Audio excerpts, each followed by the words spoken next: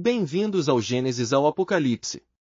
Hoje estudamos Gênesis 39, onde José enfrenta a tentação e injustiça na casa de Potifar. Este capítulo revela como a integridade é testada nas sombras e como a bênção de Deus permanece mesmo quando somos maltratados. José, vendido como escravo aos 17 anos, agora serve na casa do capitão da guarda do faraó. Aqui vemos que Deus não abandona seus servos fiéis, mesmo quando o caminho parece impossível. Vamos ler Gênesis 39, 1-6. E José foi levado ao Egito, e Potifar, oficial de Faraó, capitão da guarda, homem egípcio, comprou-o da mão dos ismaelitas que o tinham levado lá. E o Senhor estava com José, e foi homem próspero, e estava na casa do seu senhor egípcio. 3 detalhes cruciais são frequentemente negligenciados.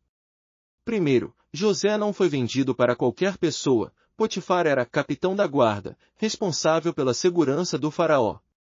Deus o colocou estrategicamente no coração do poder egípcio. Segundo, a tentação da esposa de Potifar não foi um momento de fraqueza. O texto diz dia após dia ela insistia. José enfrentou pressão sexual prolongada, não um impulso momentâneo.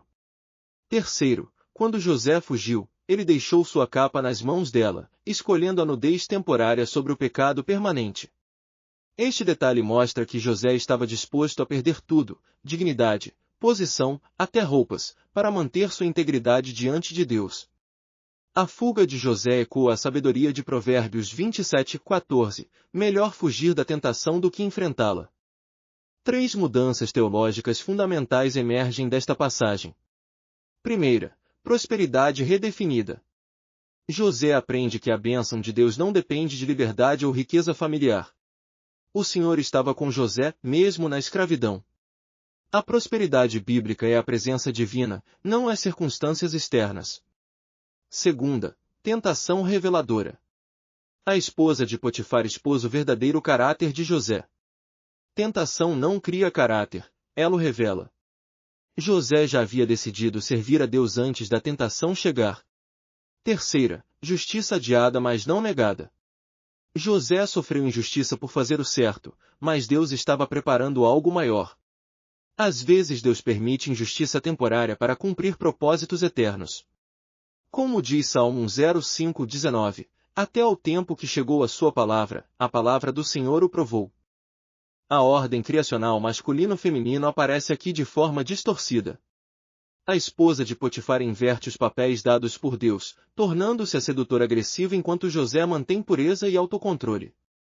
Ela abandona seu papel de esposa fiel para perseguir um jovem servo. José, por sua vez, demonstra a verdadeira masculinidade bíblica, não através de conquista sexual, mas através de integridade moral e fuga da imoralidade. Ele honra o casamento de outro homem e protege a santidade que Deus estabeleceu. A verdadeira força masculina às vezes se manifesta na fuga, não no confronto. José prefere ser chamado de covarde pelos homens do que de infiel por Deus. Como diz 1 Coríntios 6:18, fugir da prostituição. Enquanto José servia fielmente, a criação observava com admiração e tristeza. Vejo este jovem trabalhar com a mesma dedicação que eu tenho no campo. Ele serve como se servisse ao próprio Deus. Que pureza rara! Quando a tentação veio, ele voou como nós voamos dos predadores. A pureza vale mais que a posição. Do alto vejo o plano maior. Esta injustiça não é o fim, é preparação. Deus está moldando um libertador. Os humanos foram abençoados com escolhas que nós não temos. José escolhe obedecer mesmo quando custa tudo. Sua fidelidade faz toda a casa prosperar. Quando os humanos obedecem, até nós sentimos a bênção. 3 aplicações práticas para nossa vida hoje. Primeira, integridade é um hábito diário, não uma decisão momentânea. José já havia decidido servir a Deus antes da tentação chegar. Decidamos hoje como responderemos quando ninguém estiver olhando. Segunda, a bênção de Deus não depende de reconhecimento humano. José foi próspero como escravo e próspero na prisão porque o Senhor estava com ele. Nossa prosperidade espiritual independe das circunstâncias. Terceira, resistir à tentação hoje nos prepara para maiores responsabilidades amanhã. A integridade de José na casa de Potifar o preparou para governar o Egito. Deus testa nosso caráter em pequenas coisas antes de nos confiar grandes responsabilidades. Oremos, Senhor, como José, queremos ser fiéis em tudo que nos confias. Dá-nos força para fugir da tentação e confiar em Ti mesmo quando somos maltratados. Amém. José nos ensina que a verdadeira prosperidade é a presença de Deus, e a verdadeira vitória às vezes parece derrota aos olhos humanos. Inscreva-se para continuarmos esta jornada de Gênesis ao Apocalipse. Até a próxima! Inscreva-se para mais conteúdo de estudo bíblico.